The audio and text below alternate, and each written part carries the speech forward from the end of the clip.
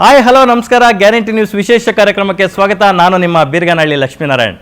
ವೀಕ್ಷಕರೇ, ದೇವರು ನನಗೇನಾದರೂ ಪ್ರತ್ಯಕ್ಷ ಆಗಿ ನಿನಗೆ 4 ರಿಂದ 5 ಸೆಕೆಂಡ್ ಅಷ್ಟೇ ಟೈಮ್ ಇದೆ ಲಕ್ಷ್ಮಿ, ನಿನಗೆ ಏನು ಬೇಕು ಅಂತ ಕೇಳಿದ್ರೆ ನಾನೊಬ್ಬ 3 ಜನದ ಜೊತೆ ಒಂದು ಫೋಟೋ ತಗೋಬೇಕು ಅಂತ ಅವ್ರ ಹತ್ರ ಕೇಳ್ತೀನಿ. ಇನ್ನೂ ಸ್ವಲ್ಪ ಟೈಮ್ ಜಾಸ್ತಿ ಕೊಟ್ಟು ಒಂದು 4 ರಿಂದ 5 ನಿಮಿಷ ಟೈಮ್ ಇದೆ, ಏನು ಮಾಡ್ತೀಯಾ ಅಂತಂದರೆ ನಾನು ಅವ್ರ ಜೊತೆ ಕೂತು ಒಂದು ಕಪ್ ಕಾಫಿ ಕುಡಿಬೋದಾ ಅಂತ ಕೇಳ್ತೀನಿ. ಇನ್ನೂ ಒಂದಷ್ಟು ಟೈಮ್ ಕೊಟ್ಟು 45 ನಿಮಿಷ ಟೈಮ್ ಕೊಡ್ತೀನಪ್ಪ ನಿನಗೆ, ಏನು ಮಾಡ್ತೀಯಾ ಅಂತ ಕೇಳಿದ್ರೆ ಒಂದು ಸಣ್ಣ ಸಂದರ್ಶನ ಮಾಡ್ಕೊಂಡ್ಬಿಡ್ತೀನಿ ದೇವರೇ ಅಂತ ಕೇಳ್ತೀನಿ. ಆ 3 ವ್ಯಕ್ತಿಗಳು ಇವತ್ತು ನನ್ನ ಜೊತೆ ಇದ್ದಾರೆ. ನನ್ನ ಸಿನಿಮಾ ಜರ್ನಲಿಸಮ್ ಕರಿಯರ್ನ ದಿ ಬೆಸ್ಟ್ ಮೊಮೆಂಟ್ ಇವತ್ತು. ಯಾಕಂತಂದರೆ ನಮ್ಮ ಕನ್ನಡ ಚಿತ್ರರಂಗದಲ್ಲಿ ದಶಕಗಳ ಕಾಲದಿಂದ ಕಲಾ ಸೇವೆ ಮಾಡ್ತಾ ಕಲಾ ಪೋಷಕರಾಗಿಕೊಂಡು ಸಿನಿಮಾಗಳನ್ನು ನಿರ್ಮಾಣ ಮಾಡಿಕೊಂಡು ನಿರ್ದೇಶನ ಮಾಡಿಕೊಂಡು ಆ್ಯಕ್ಟ್ ಮಾಡಿಕೊಂಡು ಪರಭಾಷಿಗರನ್ನು ಕೂಡ ಕನ್ನಡ ಚಿತ್ರರಂಗದತ್ತ ತಿರುಗಿ ನೋಡುವಂತೆ ಮಾಡಿದಂತಹ ಕನ್ನಡ ಚಿತ್ರರಂಗದ ಅತ್ಯದ್ಭುತ 3 ಕಲಾವಿದರುಗಳು ನನ್ನ ಜೊತೆ ಇದ್ದಾರೆ. ಸೊ ಹಾಗಾಗಿ ಈ ಕ್ಷಣ ನನಗೆ ತುಂಬ ಸ್ಪೆಷಲ್ ಮೊಮೆಂಟು. ಅಫ್ಕೋರ್ಸ್ 45 ಅಂತ 4-5 ಸರಿ ಹೇಳಿದ್ದೀನಿ ಅಂತಂದಮೇಲೆ ಇದೇ ತಿಂಗಳ 25ನೇ ತಾರೀಕು ಚಿತ್ರಮಂದಿರಕ್ಕೆ ಬರ್ತಾ ಇರ್ತಕ್ಕಂಥ 45 ಸಿನಿಮಾದ ಬಗ್ಗೆ ಮಾತನಾಡೋದಕ್ಕೆ ನಾನು ಇಲ್ಲಿ ಕೂತಿದ್ದೀನಿ. ನನ್ನ ಜೊತೆ ಇದ್ದಾರೆ ಲಿವಿಂಗ್ ಲೆಜೆಂಡ್ ಕರುನಾಡ ಚಕ್ರವರ್ತಿ, ಪ್ರೀತಿಯಿಂದ ಡಾಕ್ಟರ್ ಶಿವಣ್ಣ ಅವ್ರನ್ನ ಕಾರ್ಯಕ್ರಮಕ್ಕೆ ಸ್ವಾಗತ ಕೋರ್ತೀನಿ. ಅಣ್ಣ, ಕಾರ್ಯಕ್ರಮಕ್ಕೆ ಆತ್ಮೀಯ ಸ್ವಾಗತ. ಹೇಗಿದ್ದೀರಣ್ಣ? ಫೈನ್. ಫಸ್ಟ್ ಪಾಯಿಂಟಿಗೆ ಬಂದುಬಿಡ್ತೀನಿ. 45 ಸೆಕೆಂಡ್ ಓಕೆ, 45 4 ನಿಮಿಷ, 4 ರಿಂದ 5 ಸೆಕೆಂಡು, 4 ರಿಂದ 5 ನಿಮಿಷ ಓಕೆ. 45 ನಿಮಿಷ ಯಾಕೆ? ಎಲ್ಲರಿಗೂ 30 ನಿಮಿಷ ಕೊಡ್ತಾ ಇದ್ರಲ್ಲ, ಅದಕ್ಕೆ ಒಂದು ಸಣ್ಣ ಸ್ವಾರ್ಥ. ನಾನು 45 ನಿಮಿಷ ಬಿಟ್ಟು ಹಂಗಂದ್ರೆ ಅಯ್ಯೋ 45 ನಿಮಿಷ, 30 ನಿಮಿಷಕ್ಕೆ ನಾವು ಹಂಗಂತೀವಿ. 45 ನಿಮಿಷ 45 ನಿಮಿಷ ಆಯಿತು. ಹಾಂ, ಥ್ಯಾಂಕ್ ಯು. ಅಷ್ಟೇ ಅಣ್ಣ, ಥ್ಯಾಂಕ್ ಯು. ಎಸ್ ವೀಕ್ಷಕರೇ, ಸಿನಿಮಾ ಅನ್ನೋದು ಒಂದು ಕಲೆಯೇ ಆದರೂ ಕೂಡ ಆ ಕಲೆಗೆ ಎಷ್ಟು ಬೆಲೆ ಕೊಡ್ಬೋದು ಅನ್ನೋದನ್ನು ಕನ್ನಡ ಚಿತ್ರಪ್ರೇಮಿಗಳಿಗೆ ಅಷ್ಟೇ ಅಲ್ಲ, ಪರಭಾಷಿಗರಿಗೂ ಕೂಡ ಅದನ್ನು ಪರಿಚಯ ಮಾಡಿಸ್ತಾ ಇರ್ತಕ್ಕಂಥ ಮತ್ತೊಬ್ಬ ನಟ, ನಿರ್ದೇಶಕ, ನಿರ್ಮಾಪಕರು ನಮ್ಮೊಟ್ಟಿಗೆ ಇದ್ದಾರೆ. Is none other than Raj B Shetty ಅವರು. ಸರ್, ಕಾರ್ಯಕ್ರಮಕ್ಕೆ ಆತ್ಮೀಯ ಪ್ರೀತಿಯ ಸ್ವಾಗತ. Thank you Lakshmi, thank you so much. ಹೇಗಿದ್ದೀರಾ ಸರ್? ತುಂಬ ಚೆನ್ನಾಗಿದ್ದೀನಿ. ದೇವ್ರ ಪಕ್ಕ ಇರ್ಬೇಕಾದ್ರೆ ನಿಂಗೆ ಇದಕ್ಕೆ ಸಾಧ್ಯ.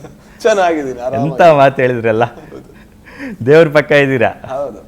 45 ಸಿನಿಮಾ ರಾಜ್ ಬಿ ಶೆಟ್ಟಿ ಅವರ ಕರಿಯರ್ನ ಎಷ್ಟು ಇಂಪಾರ್ಟೆಂಟ್ ಮೂವಿ ಆಗುತ್ತೆ?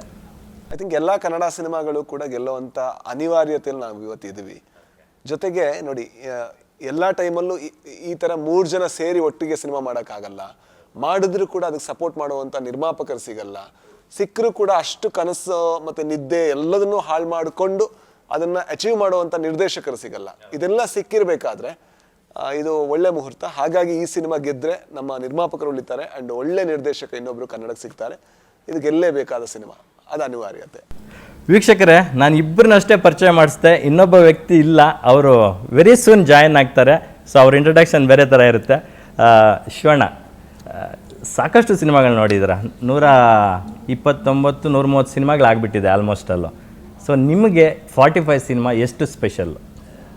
ಕತೆ ಕೇಳಿದಾಗಿದ್ದು ಸ್ಪೆಷಲ್ ಅದು. ಯಾಕಂದರೆ ಅರ್ಜುನ್ ಜನಿ ಅದು ಮ್ಯೂಸಿಕ್ ಮಾಡ್ತಾ ಇರೋ ಒಬ್ಬ ಅರ್ಜುನ್ ಜನಿ ಅವ್ರ ಹತ್ರದಿಂದ ನನಗೆ ಆಲ್ಮೋಸ್ಟ್ ಸಿಕ್ಕಾಪಟ್ಟೆ ಫಿಲ್ಮ್ಸ್ ಅರ್ಜುನ್ ಜನಿ ನಮಗೂ ಕಾಂಬಿನೇಷನ್ ತುಂಬ ಆಗಿಬರುತ್ತೆ. ಎಸ್ಪೆಷಲಿ ನಾನು, ಅರ್ಜುನ್ ಜನ್ಯ, ಹರ್ಷ 3 ಜನ ಕಾಂಬಿನೇಷನ್. ಬಜರಂಗಿ ಇರ್ಬೋದು, ಬಜರಂಗಿ 2, ವಜ್ರಕಾಯ, ಸೊ ಈ ವೇದ, ಈ 4 ಸಿನಿಮಾನೂ ಐ ಥಿಂಕ್ ಒಂದು ಎಕ್ಸ್ಟ್ರೀಮ್ ಲೆವೆಲ್ ಹೋಗಿದಂಥ cinema. And apart from that ಅದು ಇದು ಮಾಡಿದ್ರಿ, ಅದು ಕವಚ ಮಾಡಿದ್ರು. ಸಾಕಷ್ಟು ಸಿನಿಮಾ ನನಗೆ ಅರ್ಜುನ್ ಜನ್ಯ ಒಂದು ವೈಬ್ ತುಂಬ ಚೆನ್ನಾಗಿದೆ. ಅವ್ರ ಬಾಯಿಂದ ಈ ರೀತಿ ಒಂದು ಇಂಟ್ರೆಸ್ಟಿಂಗ್ ಸಿನಿಮಾ ಸ್ಕ್ರಿಪ್ಟ್ ಬಂದಿದ್ದು ಭಾಳ ಆಶ್ಚರ್ಯ. ಅದು ಅವರು ಎಲ್ಲೂ ಅನ್ಕೋಬೋದು ಯಾಕೆ ಸೋಲೋ ಫಿಲ್ಮ್ ಮಾಡಲಿಲ್ಲ. ಇದೇನೋ ಸೋಲೋ ಫಿಲ್ಮ್ ಮಾಡೋದು ದೊಡ್ಡ ವಿಷಯ ಅಲ್ಲ, ಬಟ್ ಒಂದು ಒಳ್ಳೆ ಕತೆ ಮಾಡೋದು ಮುಖ್ಯ. ಅದರಲ್ಲಿ 3 ಜನ ಸೇರ್ಕೊಂಡಿದ್ದೀವಲ್ಲ, ಅದು ಒಂದು ದೊಡ್ಡ ವಿಶೇಷತೆ. ಈ ಸಿನಿಮಾ ಕತೆ ಕೇಳಿದಾಗಲೇ ಎಲ್ಲರೂ ಒಂದು 2.5 hours ತಗೋತಾರೆ ಕತೆ ಹೇಳೋಕ್ಕೆ.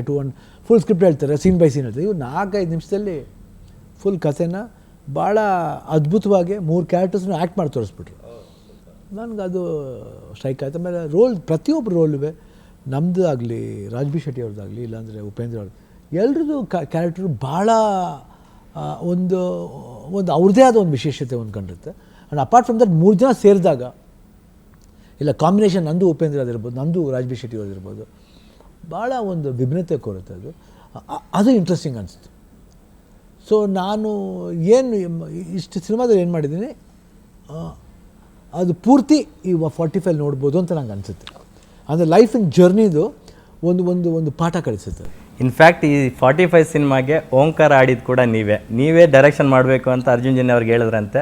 ಆ ಒಂದು ಮಾತಿನಿಂದ ನಾನು ಇವತ್ತು ಡೈರೆಕ್ಟರ್ ಆಗಿದ್ದೀನಿ ಅಂತ ಅವರು ಸಾಕಷ್ಟು ವೇದಿಕೆಗಳಲ್ಲಿ ಹೇಳ್ಕೊಂಡಿದ್ದಾರೆ ಕೂಡ. ಹೌದು, ಯಾಕಂದರೆ ಒಂದು ಒಳ್ಳೆ ಕತೆ ಹೇಳ್ಬೇಕಾದ್ರೆ ಅವ್ರು ಯಾತಕ್ಕೆ ಇನ್ನೊಬ್ಬರಿಗೆ ಯಾಕೆ ಅವರು ಕತೆ ಅಷ್ಟು ಚೆನ್ನಾಗಿ ಹೇಳ್ಬೇಕಾರೆ ಅವ್ರಿಗೆಲ್ಲ ಕ್ಯಾಲಿಬರ್ ಇದೆ. ಆಮೇಲೆ ಅವರು ಮಾಡ್ಬೋದಾ ಅಂತ ಕೇಳಿ, ಮಾಡ್ತೀರಾ, ನೀವೇ ಡೈರೆಕ್ಟ್ರು. ಸೂಪರ್.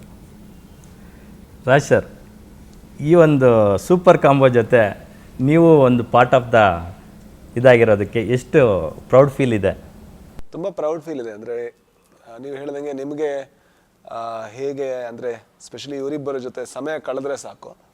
ನನಗೆ ಸಮಯ ಕಳೆದ್ರೆ ನನ್ನ ಭಾಗ್ಯ. ಅದ್ರ ಜೊತೆಗೆ ಒಂದು ಸಿನಿಮಾ ಮಾಡೋದು, ಜೊತೆಗೆ ಒಂದು ಒಳ್ಳೆ ಒಡನಾಟ ಸಿಗೋದು, ಅದ್ರ ಬಗ್ಗೆ ತುಂಬ ಹೆಮ್ಮೆ ಇದೆ ನನಗೆ, ಬಹಳ ಖುಷಿನೇ ಇದೆ. ಅದ್ರ ಜೊತೆಗೆ ಇನ್ನೊಂದು ಏನು ಅಂತ ಹೇಳಿದ್ರೆ, ಇದರಲ್ಲಿ ಬರುವಂಥ ಎಲ್ಲ ಪಾತ್ರಗಳು ಕೂಡ ಸಿನಿಮಾಗೆ ಇನ್ನಷ್ಟು ತೂಕವನ್ನು ಜಾಸ್ತಿ ಮಾಡುವಂಥ ಪಾತ್ರಗಳು. ಆ ಕಾರಣದಿಂದ ನಾವು ಯಾರನ್ನ ನಮ್ಮ ಬಾಲ್ಯದಿಂದ ಇಲ್ಲಿ ತನಕ ತೆರೆ ಮೇಲೆ ಸೆಲೆಬ್ರೇಟ್ ಮಾಡ್ಕೊಂಡು ಬಂದಿದ್ದೀವೋ ಅವರನ್ನು ಸೆಲೆಬ್ರೇಟು ಮಾಡ್ಬೋದು, ಜೊತೆಗೆ ಅವ್ರ ಕಥೆಯ ಭಾಗವೂ ಆಗಿರ್ತಾರೆ. ಅದರಲ್ಲಿ ನಾನೂ ಒಂದು ಭಾಗ ಆಗಿದ್ದೀನಿ.